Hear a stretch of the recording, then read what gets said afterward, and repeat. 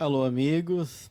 Estamos mais uma vez aqui com Debatendo Joana de Ângeles, TV Amergues. Fique com o nosso canal. Hoje, com mais um tema para podermos pensar juntos esse trabalho maravilhoso que a Joana nos coloca, nos oferece através da série psicológica. E eu peguei um pequeno trecho, um item do seu livro Vida, Desafios, Soluções, para trazer para vocês o tema da autorrealização. Durante a série psicológica, em vários momentos, a benfeitora vai nos falar desse processo que envolve o despertar do si, o autodescobrimento, fruto de uma consciência lúcida, que leva à plenitude, à autorrealização, ou aquilo que ela chama de uma experiência luminosa, termo que ela pega do Jung, né, sobre essa experiência de um estágio emocional de planificação, de comunhão com as forças divinas e consigo mesmo. E a autorrealização começa, então, a partir dessa lucidez que o indivíduo toma. E para a Joana, um dos aspectos importantes nessa caminhada é a consciência do self. Quando ela diz tomar uma consciência do self, ela está falando de um estágio onde o ego não mais se identifica com sua identidade parcial e limitada, nem com a imagem coletiva da persona, da consciência que o mundo nos coloca, através dos papéis sociais, da questão econômica, ou seja, das imagens coletivas que a gente vive, mas toma consciência que ele é um ser imortal, que ele é um espírito, que sobrevive ao corpo físico, que já vem de uma esfera, de uma gama de experiências, de trajetórias anteriores, e na medida que esse indivíduo toma consciência que ele é um self, ou seja, que é uma totalidade, e essa totalidade envolve a sua essência espiritual, ela diz que começa a surgir meta-necessidades. Ou seja, as necessidades que antes eram presas ao mundo coletivo, de sucesso, de dinheiro, dos recursos materiais que a vida oferece, começam a perder sentido. Algumas entram até numa certa tristeza, uma certa melancolia, com um certo vazio que começa a ser gerado dentro de si. E esse vazio ele não é negativo. É apenas um sinal que aquilo que alimentava a alma daquele indivíduo não sustenta mais. Aqueles valores que até então davam sentido para a vida dele vão perdendo a sua consistência. E ele ainda não encontrou um novo sentido. Mas a alma dele já não se reconhece e não se satisfaz com as coisas do mundo. Né? Ou ele começa a ter insights. E a ajuda fala que essas pessoas então, que começam a ter ideais de beleza, dos valores éticos, né? Dessa busca de um sentido maior, mais profundo, de uma consciência mais participativa, mais ampliada da vida, né? De uma religiosidade que não é a religiosidade de um padrão fechado, limitado, preconceituoso, mas de um reconhecimento do sagrado, da presença divina, da irmandade que nos compõe todos como filhos e fazendo parte da mesma família, ou seja, uma série de elementos vão surgindo e trazendo essas meta-necessidades, que são forças arquetípicas, né? Ou seja, potenciais que trazemos dentro de nós à espera de serem despertados. Né? E isso a Joana vai chamar de inconsciente sagrado. Então, é o desvelar. É o momento onde esse inconsciente sagrado começa a ser despertado. Esse inconsciente sagrado a gente vai falar em outro momento, quando a gente vai trabalhar o tema do superconsciente. Então a gente não vai entrar nele, mas só afirmando nesse momento, em cima do tema da autorrealização, que essa autorrealização começa então no emergir desse inconsciente sagrado, né? É como se um feixe de energia, Joana coloca, né? Começasse a se movimentar num outro nível de consciência, e aonde o indivíduo se despoja do seu primarismo, dessa consciência limitada, e começa a perceber a realidade de uma outra maneira. E aí os valores que movem ela começam também a mudar.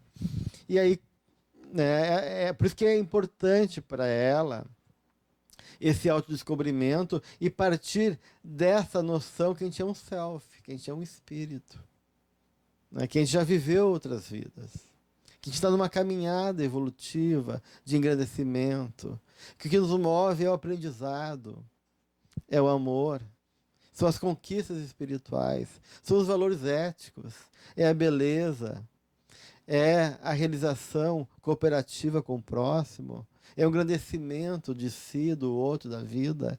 Então, tudo isso são essas meta-necessidades que Joana nos coloca aqui, né? E ela vai falando que elas são imperiosas, ou seja, elas são um eco, né? Um eco, um apelo que está lá dentro. Mas o ego ainda imaturo não consegue perceber essas meta-necessidades. E ele se torna infeliz. Porque ninguém pode ser feliz se ele está distante de si mesmo. Então, a autorrealização, ela se faz num processo de autodescobrimento, de tomada de consciência de si, da sua realidade mais plena, mais profunda, mais abrangente, mais, então, essencial, que é a realidade espiritual. E aqui, então, nesse capítulo, que é o capítulo 10, a busca da realidade, onde ela vai tratar sobre as necessidades humanas, as lutas conflitivas que o indivíduo passa e, por fim, sobre a autorrealização, né? E ela vai dizer que esse processo ele se dá de maneira ou lenta, ou num processo de um despertar que, como um insight, como uma abertura que se apresenta a partir de um momento de maturidade, mas que todos nós estamos indo ao encontro desse processo de autorrealização. E é interessante que ela diz que esse processo é uma forma de felicidade, de regozijo. E ela cita o apóstolo Paulo, aqui no Telassonicenses, no capítulo 5, versículo 16, onde ela diz que Paulo excursou para regiões espirituais, viu, porque Paulo tinha uma mediunidade, tinha uma intuição, ele viu realidades de uma outra dimensão, e quando ele volta dessa meta-excursão, né, onde essa meta-necessidade se apresenta, ele vai afirmar a frase dele: regozijai-vos sempre. Então, isso é interessante, ela vai basear que essa é uma proposta psicoterápica, né, que envolve essa autorrealização. Regozijai-vos sempre. O que isso quer dizer? Não é só nos momentos felizes, não é só no bem-estar, não é só das facilidades e felicidades que a vida nos proporciona a partir dos elementos que nos agradam. Regozijai-vos sempre é ter a felicidade, é ter alegria, não só nas horas alegres, mas também nas horas tristes, nas limitações, nas dificuldades, no desafio. Por quê? Porque o que ela vai afirmar é a nossa consciência não está mais aqui, estreita, fechada em si mesma. Ela está largada. E aí a gente pode compreender aquela frase de Jesus, que com ele o jugo é leve. Né? Porque aquilo que antes era pesado, era difícil, era complicado, na medida que o ser humano vai ampliando sua consciência, vai reconhecendo essas meta-necessidades, a partir de uma visão espiritual, onde os valores não são mais ligados a esse mundo superficial da realidade, então tudo começa a ter um outro tom, uma tonalidade mais rica, mais favorável, e por isso, então, a pessoa começa a se realizar, mesmo nas situações que envolvem desafios, dificuldades, enfrentamentos, que faz parte da vida. Porque a Joana diz em vários momentos que a vida é uma luta. Então, querer fugir da vida, querer fugir da luta é ainda uma forma de preguiça espiritual, ou de infantilismo psicológico, de medo, de não acreditar em si, de não confiar ainda na vida, em Deus. E quando a gente começa a tomar consciência dessa realidade espiritual, desse amor que provém do Criador, desse processo que envolve uma realidade que vai muito além do ego, então a nossa condição emocional começa a mudar. E aí a gente começa a olhar a vida de outra maneira. E aí começa a se realizar. E tudo são...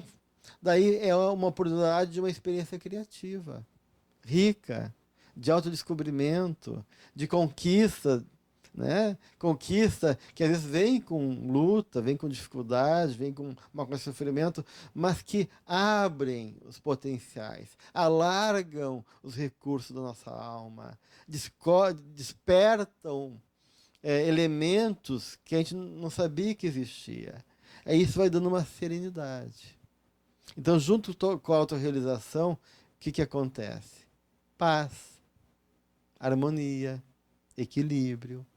Essa serenidade que é fruto, né, dessa consciência que assentou suas bases num solo que é firme, nessa consciência espiritual, nesses valores que a dinâmica, né, a lei divina inscreve na nossa consciência, e a gente está em paz com a nossa consciência, em sintonia com a nossa realidade espiritual. E aí tudo promove em favor do bem, em favor do crescimento e da realização do nosso ser.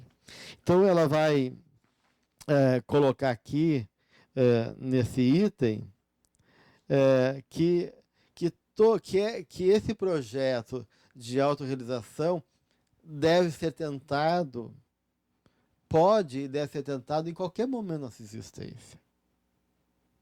Mesmo frente a situações da vida difíceis, mesmo quando há imposições físicas, morais difíceis, né? A gente pode parar um pouquinho e refletir: será que eu sou só isso? Será que eu tenho que ficar preso, identificado a esse padrão, a essa experiência? O que ela me aponta? Para onde que ela me leva? Nessa consciência que eu sou um ser espiritual, que eu sou um self, uma essência divina que habita em mim e que está gerando novas possibilidades de mim mesmo para mim me planificar, para me realizar. E aí ela vai dizer que essa tentativa, esse tentame, deixará sulcos e sinais fecundos na consciência, que aspirará por novos logros, criando o hábito de nutrir-se com essas vibrações de retempero para o ânimo, motivador de libertação das básicas e imediatas necessidades primárias. O ser avança da ignorância para o conhecimento, da forma abrutalhada para a essência superior, autorrealizando-se, vivenciando a própria imortalidade que nele se encontra estabelecida.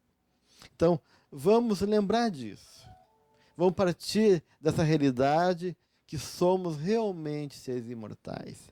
E começar a enxergar a vida a partir dessa ótica, dessa perspectiva, porque ela já nos dá uma outra forma de olhar a realidade. E a partir disso, como nos coloca a benfeitora, poder promover essas metanecessidades na busca, então, da nossa autorrealização. Fica esse tema para a nossa reflexão.